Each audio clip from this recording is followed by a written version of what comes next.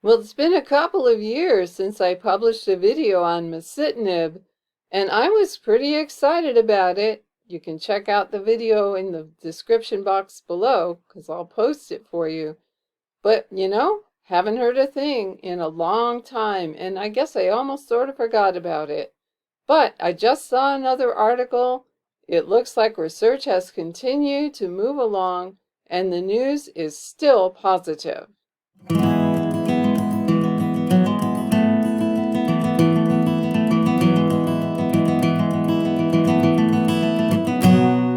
Well, hello, and welcome to another episode of You and Me and Multiple Sclerosis. My name is Pam. I've been living with MS for 40 years.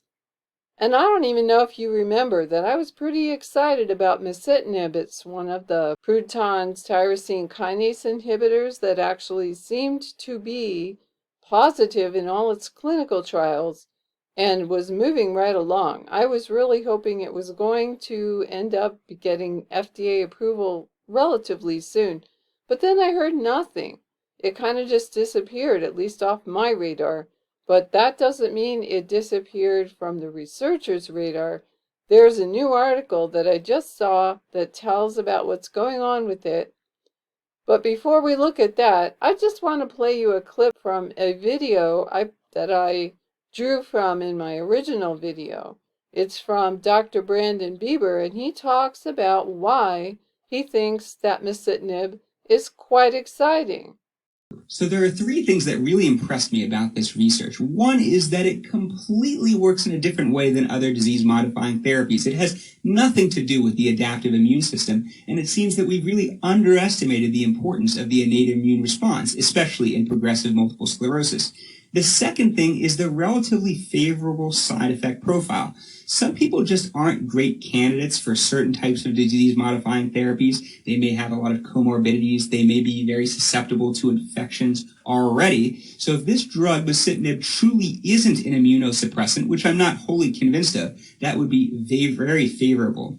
The last thing is that I'm impressed that this drug seems to prevent people from reaching higher levels of disability. For a lot of other disease-modifying therapies, there's evidence that they work best in people with lower levels of disability, but we need something for older people who may already have significant disability, who may not have relapses or make new MRI lesions, and the data on reaching EDSS-7 was very impressive and provides a lot of hope to these people, in my opinion. Of course, it's not enough to do it once. The drug company must do it twice to get FDA or EMA approved, so I'm sure we'll see a second phase 3 trial, and I look forward to those results. And I would have to say I shared in his excitement about that, so I was a little disappointed not to hear anything new for a while, and I kind of moved on and sort of forgot about it. Maybe you did too. But this new article shows that things are still happening. So let's go ahead and take a look. Yeah, I was excited to see this article in Multiple Sclerosis News Today, published on May 16th of 2025. Masitinib lowers nerve damage, slows disease progression in mice. Therapy is being developed by AB Science for progressive forms of MS. And just to show you, they've got a cute picture of mice here, because once again, mice are doing us proud. And they're paving the way for hopefully something really cool and exciting. And they say that treatment with masitinib, an experimental therapy being developed by AB Science for progressive forms of multiple sclerosis, reduced markers of nerve damage and inflammation and slowed disease progression in a mouse model of MS. And I will say I'm a little puzzled, because I thought they were up to the phase where they were looking at what it does in people, but we seem to be back with mice, and hopefully the article will explain why that might be. This study is the first to demonstrate that masitinib can lower serum neurofilament light chain levels, a key biomarker of neuronal damage, while also reducing neuroinflammation and slowing functional decline in a neuroimmune-driven disease model. Olivier Hermine, MD, president of AB Science's scientific committee and co-author of the study, said in a company press release, "The study, tyrosine kinase inhibitor masitinib, limits neuronal damage as measured by serum neurofilament light chain concentration in a model of neuroimmune-driven neurodegenerative disease, was published in PLOS One. In MS, inflammation damages healthy parts of the brain and spinal cord. Masitinib is an oral molecule that's designed to block the activity of certain proteins called tyrosine kinases, namely those involved in activating certain types of inflammatory immune cells in MS.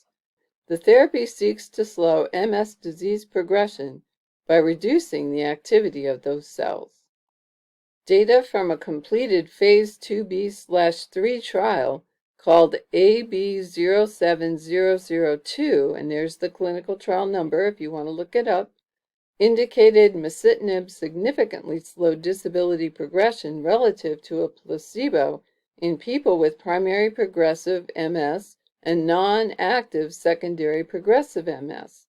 And see, for me, that's pretty exciting since I am in the phase of non-active secondary progressive MS, so that's why this caught my eye a couple of years ago when I first saw it. That study supported the launch of an ongoing phase 3 clinical trial called Maximes, and there's the clinical trial number, whose participants are receiving the medication or a placebo given orally twice daily for about 2 years. Masitinib has already shown clinical benefits in progressive MS in previous trials, and this study further strengthens its therapeutic promise, Hermine said. In the animal study, masitinib was tested in mice with experimental autoimmune encephalitis, or EAE, a lab-induced disorder that's commonly used to model MS. The animals saw worsening mobility, muscle strength, and overall clinical scores over time, but those given masitinib had slower deterioration in grip strength, suggesting the oral therapy could slow some aspects of EAE disease progression. Masitinib also led to lower blood levels of neurofilament light chain, or NFL, an established marker of nerve fiber damage. Compared with untreated EAE mice, NFL levels were reduced by 43% with a low dose, or 50 milligrams per kilogram, and by 60% with 100 milligrams per kilogram after 8 days of treatment. At the same time, the therapy significantly lowered levels of pro-inflammatory signaling molecules, which is consistent with a reduction in neuroinflammatory activity, the researchers wrote. This study is the first demonstration that masitinib can lower serum neurofilament light chain levels in a neuroimmune-driven neurodegenerative disease model with concomitant reduction in pro-inflammatory cytokines and slowing of clinical EAE symptoms. And again, we're just stressing the fact that this is in mice that they're seeing this, but they are hopeful that they would also see this in people. And simultaneously, they've been having a trial go on that does involve people. So they're looking at something different here that has to be tested in animals before it can be tested in people. I suppose there's different arms of this research that all of which are necessary to get us to the finish line where it can receive FDA approval. They say in conclusion that these findings support masitinib's potential as a disease-modifying therapy for neurodegenerative diseases, Hermine said. I went out to take a look at the AB Science website, and I'm not going to belabor this table, but I just wanted you to see that in addition to looking at the use of masitinib for neurodegenerative diseases, as you see over here, they're looking at it for ALS, Lou Gehrig's disease, which is really good, and multiple sclerosis and Alzheimer's disease. All three of those have completed in enrollment for their clinical trials, and so far for all three of them, the results initially have been positive. So they're going to proceed on to the next step for those. But they've also got inflammatory diseases they're looking at, such as mastocytosis and severe asthma, and those again have been positive And they're again looking into the next steps for those. And then finally, oncology. So they're looking at it for cancer as well, for prostate cancer and also for pancreatic cancer. And those tests, one of them is ongoing, but positive so far, and one is completed and positive so far. So they're going on to the next step with those as well. So they've got a lot of irons in the fire, and that may be all to the good for the point of view of getting something through the pipeline for multiple sclerosis, because the more conditions something can treat, the more investors are going to be interested in funding the development and further research that's required to get it through the FDA approval hoops that you need to do in order to get it to where we can actually get it prescribed when we go visit our doctors. Okay, so we're back to more tests on mice as well as ongoing clinical trials that involve people. It's still looking like people with progressive types of MS, including primary progressive and non-active secondary progressive, should be taking note of this because it may actually make the big time eventually, and then we'll get to find out if it really works for us. They continue to not really see any downsides, any negative side effects, other than, of course, the usual cautions you have to keep in mind when you take any new substance into your body, because we're all unique, and what might work just fine for one person might not work very well at all for somebody else. But it is looking more and more like we may someday get the chance to try this out.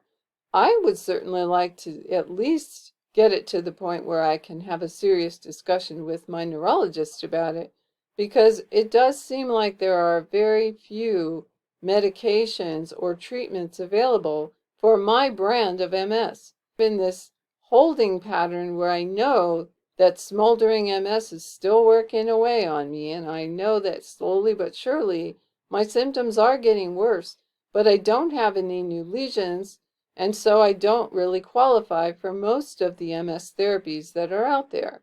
And even if I did, I have to say I'd be a little bit cautious about signing up for them, because the side effects would probably be more than I would want to deal with. I like the quality of life that I have, and I certainly don't want to jeopardize that in any way.